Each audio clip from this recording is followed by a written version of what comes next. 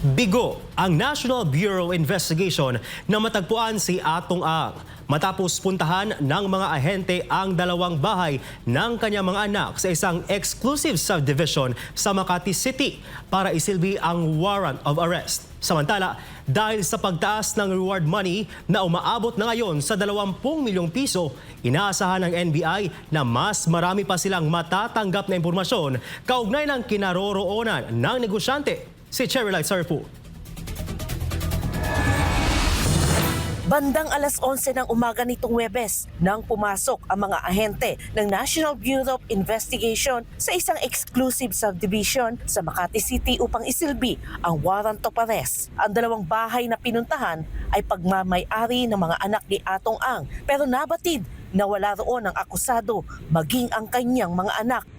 Ayon kay NBI spokesperson Palmer Malyari, bahagi ng kanilang standard operating procedure ang masusing pagbeberipika sa bawat impormasyong natatanggap ng ahensya bago magsagawa ng operasyon. Ipinaliwanag ng opisyal na kung ang isang impormasyon ay itinuturing na credible at believable, agad itong sinusuri, biniberipika at kung kinakailangan ay pinasa sa ilalim sa surveillance. Dahil sa mga natanggap na impormasyon, tinungo ng mga operatiba ang tira ng mga anak ng akusado sa isang high-end village sa Makati, subalit wala roon si Ang. Ayon pa kay Malyari, asahan na ang pananahimik ng mga kaanak ng isang pugante.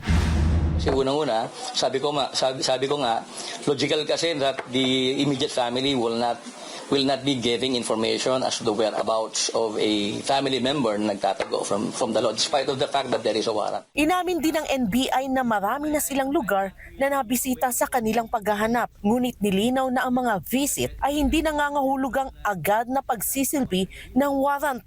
Sa halip, maingat at kadalasang discreet ang ginagawang verifikasyon upang matiyak ang katotohanan ng impormasyong ibinibigay ng mga informant.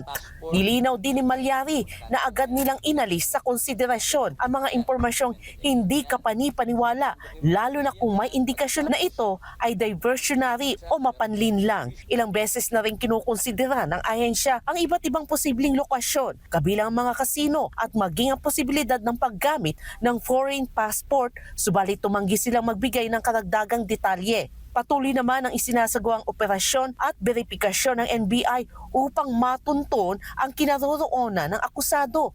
Tumanggi ring magbigay ng detalye si Malyari kung natanong na ba ng ahensya sina Gretchen Barreto at Sunshine Cruz kaugnay ng kinaroroonan ng hinahanap na personalidad. Gayunpaman tiniyak niyang may mga hakbang at patuloy na operasyong isinasagawa ng kanilang mga operatiba upang tugunan ang usapin. Samantala, welcome sa NBI ang desisyon ng Department of the Interior and Local Government o DILG na itaas sa 20 milyong piso ang reward money para sa sinumang makapagbibigay ng mahalagang impormasyon kaugnay ng kinaroroonan ng akusado. Ayon sa ahensya, posibleng mas dumami pa ang credible information na kanilang matanggap dahil sa mas mataas na pabuya. Nagbabala rin ng NBI sa mga nagbibigay ng maling impormasyon, lalo na sa ilalim ng SIM Card Registration Act. Ayon kay Malyari, halos lahat ng aktibong SIM card sa bansa ay rehistrado na, kaya't kaya nilang tukuyin kung sino ang nagbibigay ng maling tip sa mga otoridad. So ang warning namin dito is we are able to verify, we will be able to verify kung sino-sino kayo. Kaya sana naman ang aming pong paalala, huwag na lang magpadalan ng mga peke na mga information because we will be able to verify. Para sa Diyos at sa Pilipinas kung mahal, Cherry Light, SMNA News.